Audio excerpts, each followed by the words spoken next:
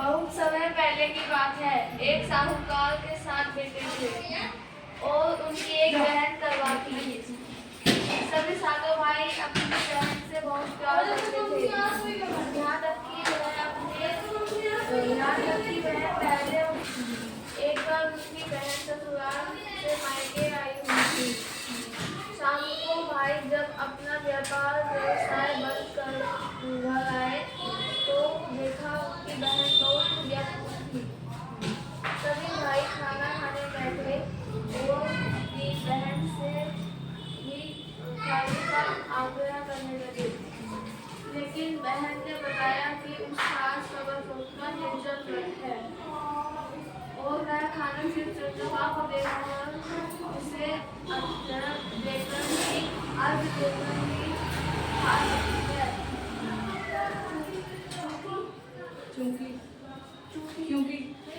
क्योंकि चंद्रमा अंदर में निकला है, इसीलिए वह भूख प्यास से व्यथित हो सकती है। सबसे छोटे भाई को अपनी बहन की हालत देख भाई अपनी बहन को बताता है कि चाँद निकल आया है, तो मुझे अर्घ देने के बाद भोजन कर जाएंगे। बहन खुशी के मारे उसे अर्घ देकर खाना खाने बैठ जाती है। वह पहला टुकड़ा मुंह में डालती है तो उसे छींक आ जाती है। दूसरा टुकड़ा डालती है तो उसमें बाल निकल आता है और जैसे ही तीसरा टुकड़ा मुंह में डालने की कोशिश करती है तो उसके पति की मृत्यु का समाचार मिलता है। वह बौखला जाती है। उनकी भाभी उसे सच्चाई से अवगत कराती है कि उसके साथ ऐसा क्यों हुआ। ककरपुर का व्रत गलत तरीके से टूटने के कारण देवता उससे नाराज हो गए हैं और ऐसा क्या है। सच्चाई जानने के बाद करवा निश्चय करती है और कि वह अपने पति का अंतिम संस्कार नहीं होने देगी और अपने सतीत्व से उन्हें पूर्ण जीवन दिलाकर रहेगी। वह पूरे 1 साल तक अपने पति के शव के पास बैठी रहती है, उसकी देखभाल करती है, उसके ऊपर उगने वाली सूरजनुमा घास को वह एकत्रित करती है। 1 साल के बाद फिर करवा चौथ का दिन आता है। उसकी सभी भाभियां करवा चौथ का व्रत रखती है। जब भाभियां उससे आशीर्वाद लेने आती है तो वह प्रत्येक भाभी से यम सुई ले लो, ये दूसरी सुई ले लो, मुझे भी अपनी जैसी सुहागिन बना दो, ऐसा आग्रह करती है। लेकिन हर भाभी उसे अगली भाभी से आग्रह करने का कहर चली जाती है। इस प्रकार जब छठे नंबर की भाभी आती है तो करवा उससे भी यही बात दोहराती है। यह भाभी उसे बताती है कि क्योंकि सबसे छोटे भाई की वजह से उसका व्रत टूटा था, अतः उसकी पत्नी में भी शक्ति है कि वह तुम्हारे पति को दोबारा जीवित कर सकती है। इसीलिए जब वह आए तो तुम उसे पकड़ लेना और जब तक वह तुम्हारे पति को जितना काम कर दे उसे नहीं छोड़ना। ऐसा कहकर वह चली जाती है। सबसे अंत में छोटी भाभी आती है। करवा उनसे भी सुहागिन बनने का आग्रह करती है, लेकिन वह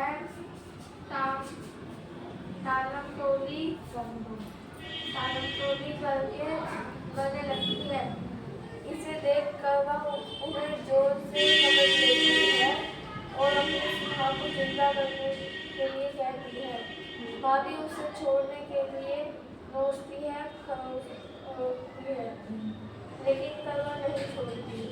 अंत में उसकी तपस्या को देख भाभी पसीज जाती है और अपनी छोटी उंगली को चीरकर उसने अमृत उसके पति के मुंह में डाल देती है। यह करवा का पति तुरंत श्री गणेश कहता हुआ उठ बैठता है, लेकिन इस प्रकार प्रभु कृपा से उसकी छोटी भाभी के माध्यम से कल्पा को अपना सुहाग वापस मिल जाता है। गणेश महापुरोहित इस प्रकार कल्पा को सुहागन का वरदान आपसे मिला है। ऐसे सब स्वागतों में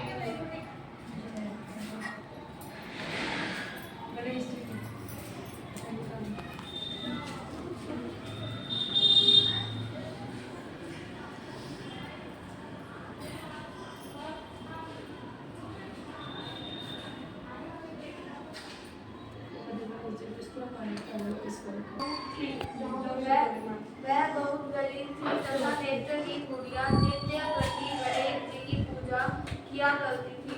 भगवान गणेश साक्षात सन्मुख आकर कहते थे कि गुड़िया माई तू जो चाहे मुझसे मांग ले। गुड़िया कहती है मुझे मांगना नहीं आता, तो कैसे और क्या मांगू। तब गणेश जी ने कहा कि अपने बहू बेटे से पूछकर मांग ले।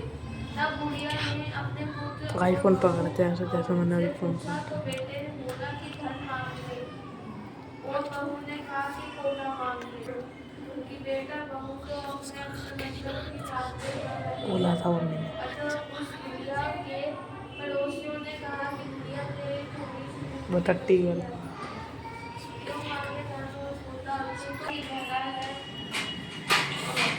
भरा हो वह भी मांगू और अपने मतलब की चीज भी मांग ले। जब दूसरे दिन श्री गणेश जी आए और बोले बोल गुड़िया माई क्या मांगती है। हमारा वचन है जो तू मांगेगी सो ही पाएगी। गणेश जी के वचन सुनकर गुड़िया बोली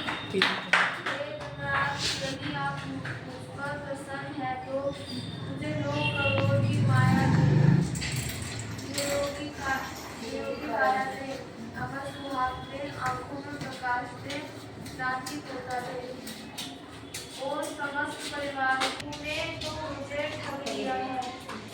खैर जो कुछ तूने मांगा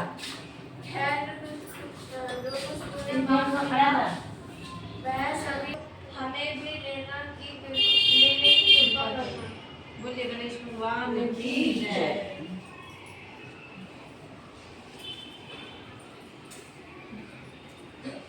बस कर दे बोला ही नहीं।